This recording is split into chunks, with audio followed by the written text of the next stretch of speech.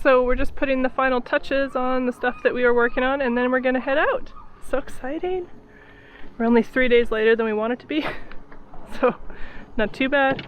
So Logan's just reinstalling the chain locker door, which is being a giant butthead, filling up the water tanks, and then we'll be ready to go. Going out with the tide too, which is nice.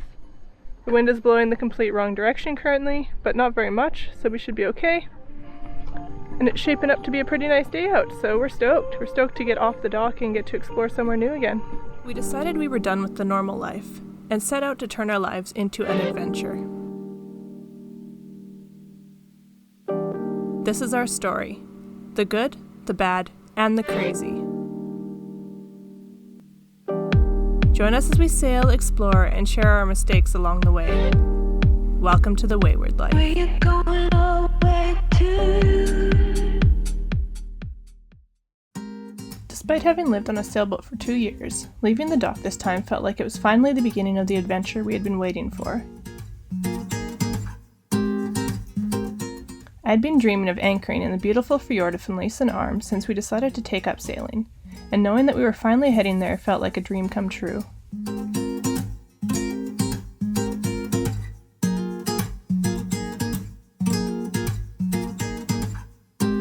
To top it off, it didn't take more than 20 minutes before we had enough wind to sail, wind that carried us all the way to the mouth of the Arm.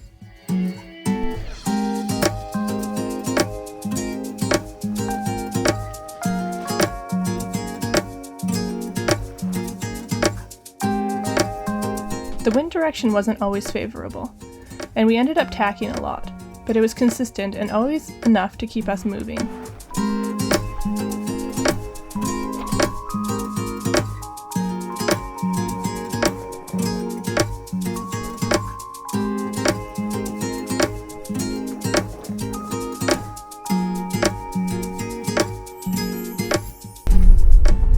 We just went between these two ships. Pretty awesome.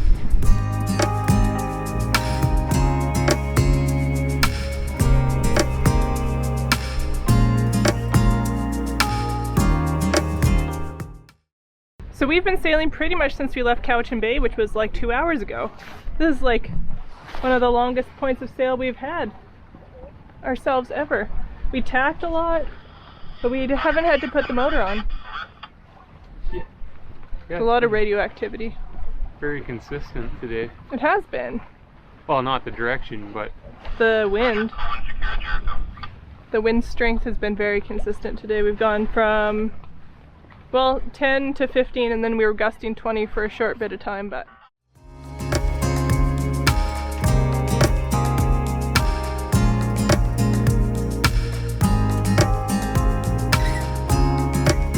And not long after this conversation, of course, the wind completely died.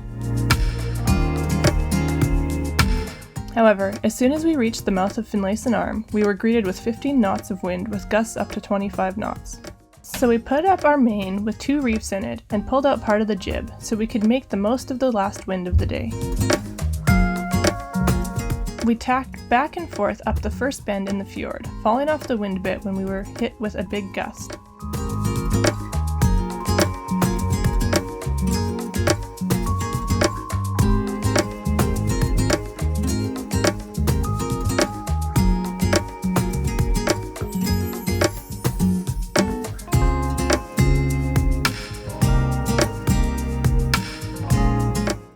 We made it to the main arm of the fjord before we lost all wind and turned the motor back on.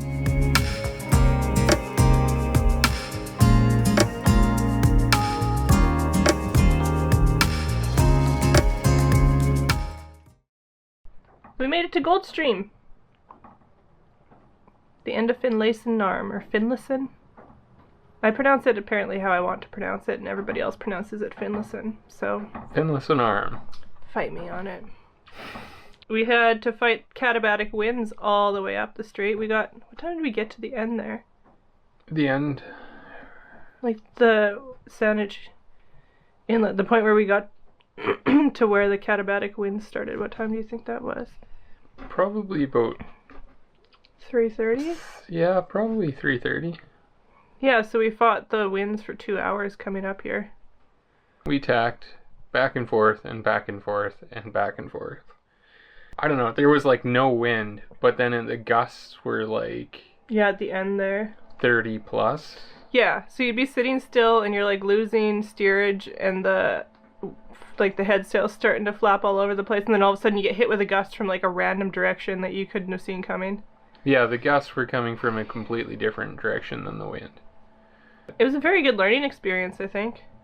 The only reason that we turned the engine on, which we eventually did, was because we were very, very close to a crab trap, and the direction of the wind was like the direction of the gusts was gonna push us right into the crab trap. We didn't even have wind. So we're sitting dead in the water, and I'm like, we gotta turn the engine on, because we're just like drifting towards the crab trap, and then a gust would hit us and we'd just go straight towards it. And we were like, I don't know, like maybe 10 feet from it by the time we got the engine on. 10, 15. Yeah, so it was close. But we didn't hit it. We didn't run over anything. Nothing ended up in our prop. So we were good.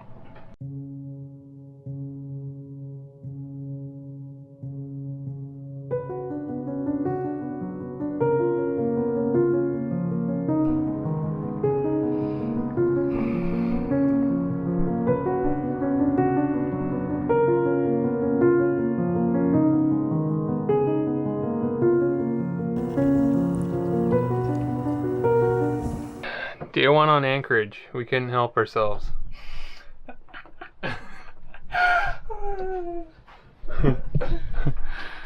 So everyone says owning a boat is like, or sailing is like fixing your boat in remote locations. In beautiful places. In tropical places or beautiful places. We're in a beautiful place, not quite tropical. But Taryn is upholstering cushions. Very nice. And I am cleaning up rust to get us by until we can fix it properly. And I am trying to reupholster the cushions because they were all ripped pretty bad. So you can see here, maybe you can't really see, but they're all coming apart like this. And the rips here. So obviously Max laying on them has made that quite a bit worse. So what we're doing is putting a temporary cover on them. We're covering them with this beautiful wool acrylic mixture blend, which should be pretty soft to lay on, and hopefully we don't have to properly upholster them for a while. It only cost me like $100 for all that fabric, which is a lot cheaper than upholstering them, and I did not have a bloody clue how to upholster. I don't have an upholstery machine, so we'd have to pay somebody probably to do it. So this is my fix. It's aesthetically pleasing and soft. We are gonna light this thing for the very first time, and that's gonna spin without hitting anything or being knocked off anywhere. Just my for 3 to 5 minutes to heat up the pipe and start the draft. Once the kindling is going, add good wood on top. Close the door and keep the primary air intake full open for 20 minutes.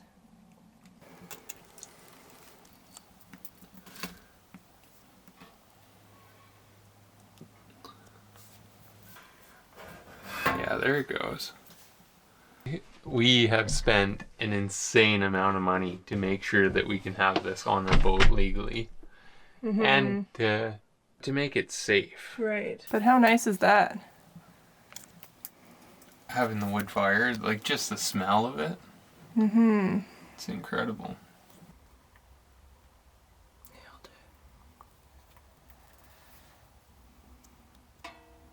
Let's go out and see what the chimney's doing.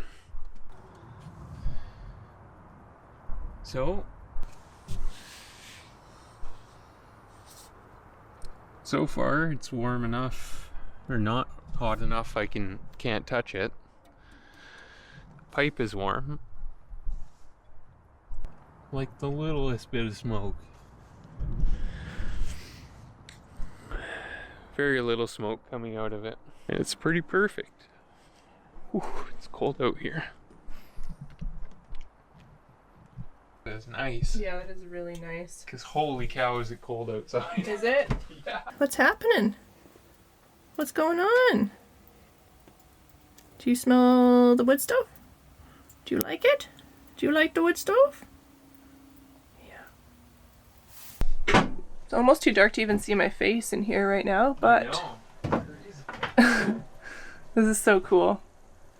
So we fought like really hard to be able to keep this fireplace because it turns out that insurance companies don't want to cover wood stoves in boats.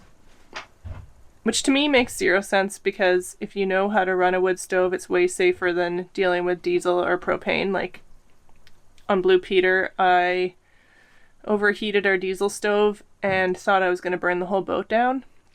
And there's no way to stop it once the diesel's in there. It's like you just got to wait for the diesel to burn off. So that was terrifying. And there's like a whole complicated process for it. But with wood fire, as long as you have the right wood, which maybe is the difficult part, I don't know. We've never had problems with getting like the proper wood. As long as you have the proper wood and you know how to light the fire, you're usually pretty good to go. So we want to be off grid. We want to be able to be free and we want to be able to survive even if our batteries aren't working for a couple of days. So we fought really hard to be able to keep this wood stove in here.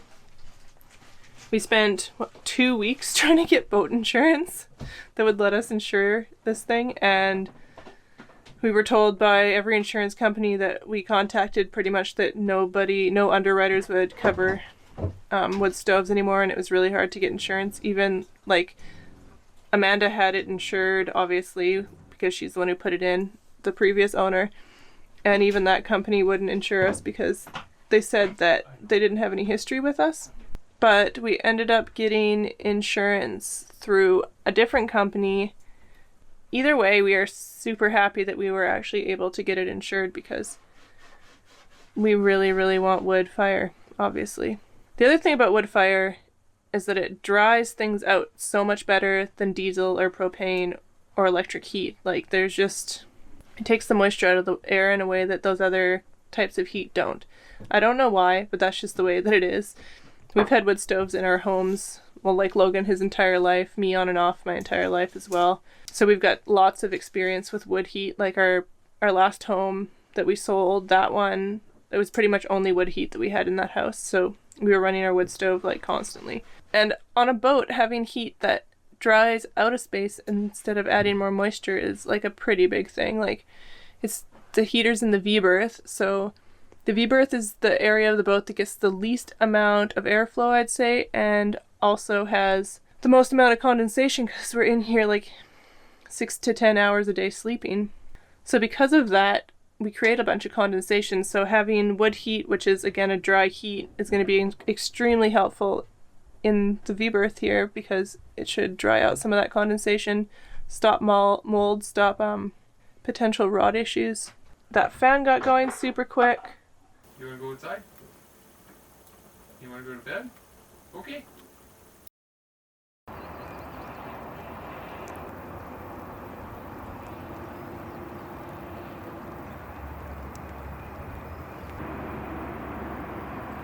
Well, good morning, friends.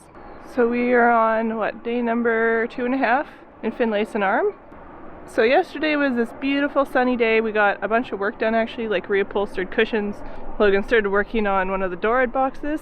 And today, it's raining, which is also beautiful. Like, look at this. Look at that reflection. It's a dream come true to be able to sail down here. It's funny how, so we've been living on boats now for 2 years. Obviously, this is the 3rd boat that we've lived on. It's almost our, 2-year anniversary coming up here in July since we moved on to Blue Peter.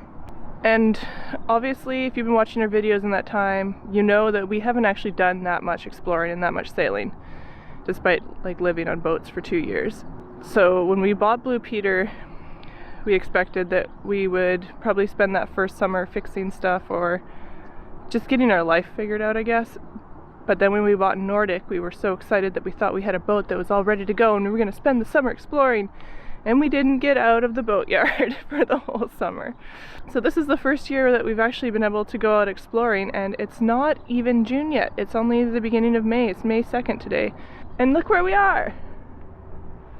We've been trying to get here for 2 years, and now we're in this beautiful, magnificent spot. Like, I was hoping to go for a swim in here, but there are so many jellyfish.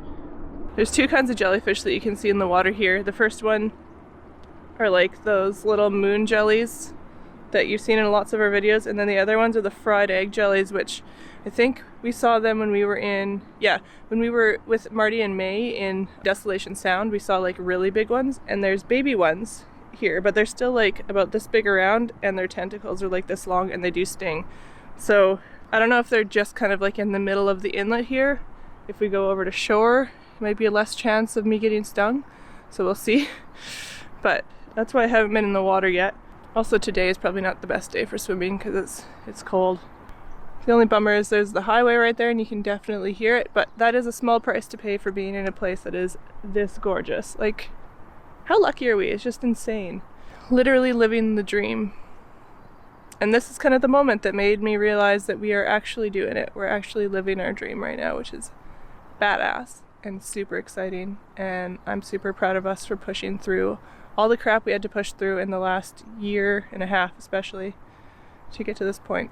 The last boat could have broken us, and we chose to not let it break us. And now we are here, doing amazing, super awesome, super fun things. So thanks for being with us, thanks for watching our videos with us, and thanks for coming along on the adventure with us. We appreciate it. I didn't end up swimming here because of the jellies, but I did spend some time in the dinghy just enjoying the calm. This area, which we were lucky enough to anchor in, has been of much importance to many groups of Salish people for thousands of years. This is sacred land and sacred water, and it was not lost on us while visiting here that we were in a place that holds much power and deserves our reverence. Guy? We're being stalked by a sea lion. How cool. So that must have been what you saw last night, hey? Yeah.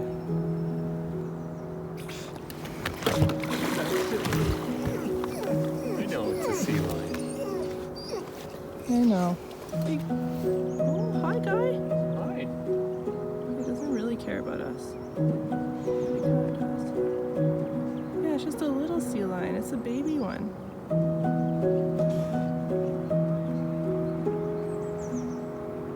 I wonder what she's doing.